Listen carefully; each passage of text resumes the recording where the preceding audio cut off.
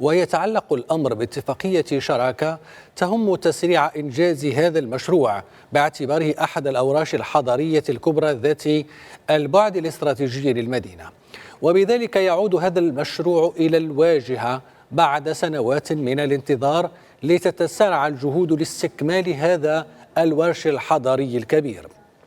ويتوقع أن يشكل المشروع عند اكتماله بحلول 2029 على أبعد تقدير واجهة معمارية وثقافية جديدة تجمع بين وظائف متعددة من فضاءات عمومية خضراء ومسارات مخصصة للراجلين، إلى جانب تنظيم حركة السير وربط أحياء المدينة بمحاورها الاقتصادية. اليوم المشروع بعد التعثرات اللي عرفها اليوم كيعرف واحد تسريع أساسي وتاريخي. إذا كانت كأس العالم هي ماشي هدف، هي وسيلة لإعادة هيكلة المدن والدول بصفة عامة. اليوم مدينة الدار البيضاء من خلال هذا المشروع كنستغلوا هذا السياق التاريخي،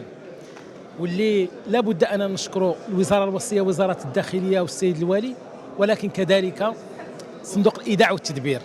لأنه لولا التدخل ديالو في إطار واحد المعادلة اجتماعية أكثر منها معادلة مالية، لأنه اليوم المحج الملكي إن شاء الله بتواريخ محددة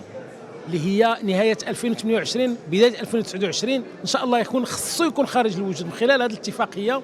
واللي توفرت لها 2 مليار ديال الدرهم، اللي هذا الدعم المالي أو المساهمة المالية ديال CDG،